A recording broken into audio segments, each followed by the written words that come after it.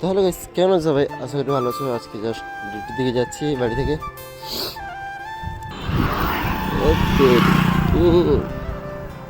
এটা হচ্ছে pavilion resort. আমাদের হোটেলটা ব্রিজের পাশেই।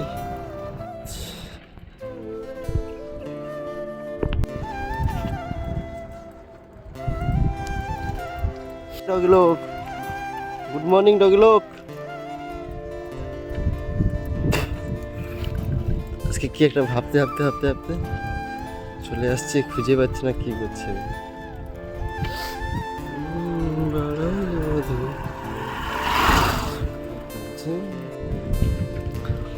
ডগি লোক,